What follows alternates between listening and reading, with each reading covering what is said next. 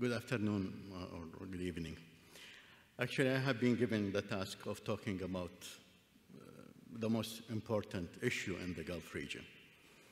It's the mother of all problems. Security.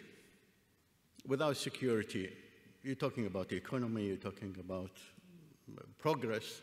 There is no progress, no economy without security. And we've seen this in the Gulf region.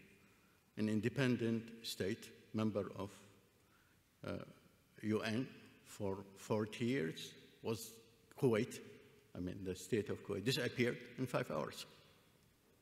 This never happened in any region in the earth, that a state, established state, disappearing in 5 hours. This happened in the Gulf region. So we have a major problem in the question of security. And I am a professional security man. I don't expect you to agree with what I am saying. I'm expecting you to listen and understand what I'm saying. What I'm saying is that basically we have so many challenges in the region, security challenges, but I will focus on 2 of them, Yemen and Iran. Yemen, you might disagree. But Yemen is a war of necessity, not a war of choice. We have no option. You can imagine if the IRA occupy and become a government or a state on the border of UK, what the British are going to do. And you can imagine if an armed ideological militia seize power in Mexico, what the Americans are going to do. This is our situation. Our situation, we face with the reality that Iran is going to repeat the experience of Hezbollah in Lebanon. They're basically going to repeat it in Yemen. A state within a state, and basically controlled by outside the state, Iran. For us, we cannot live with that at any price, at any cost. Mistake? Yes, mistake happened. This is a military operation.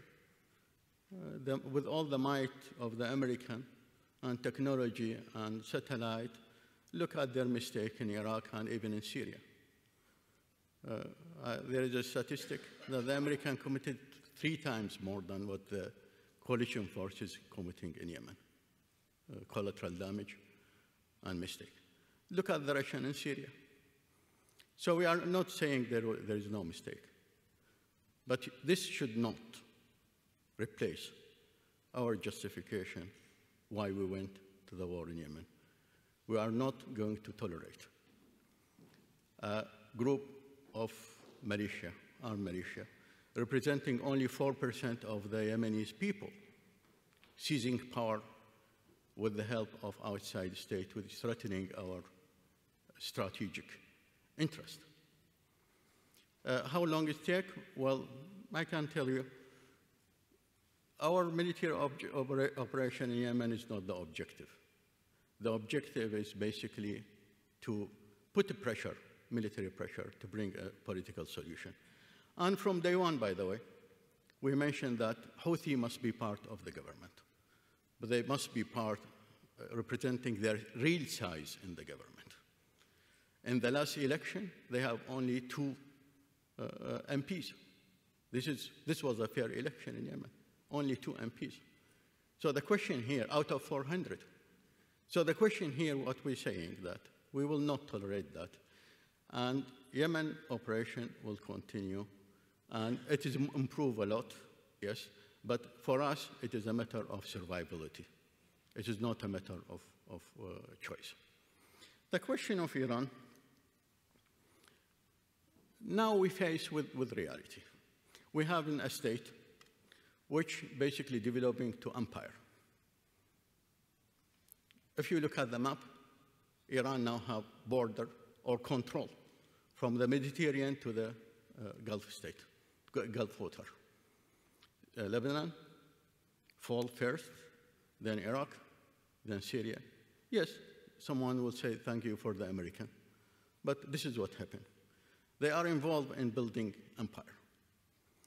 We're talking about a state have interventionist policy and expansionist policy. We have no problem with Iran as a normal state. We have problem with Iran, the empire. And this is, again, a major issue for us. It is not a marginal issue.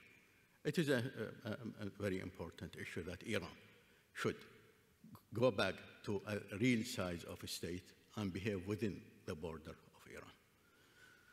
Yes, we have the American now, containment policy, but I'll tell you, we are not 100% in agreement with the American policy.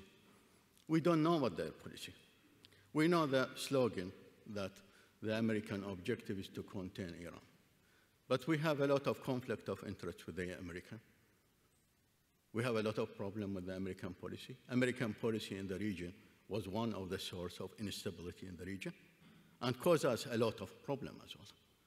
So yes, we support the question of reviewing the nuclear agreement because the nuclear agreement, as it stands, will never prevent Iran from becoming a nuclear power. This is Mr. Obama necessity. This is only his achievement in life, and proof is not achievement.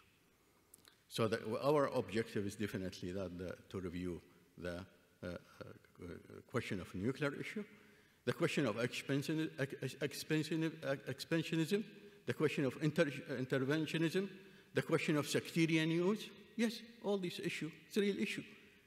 We are in defensive position here, not in offensive position.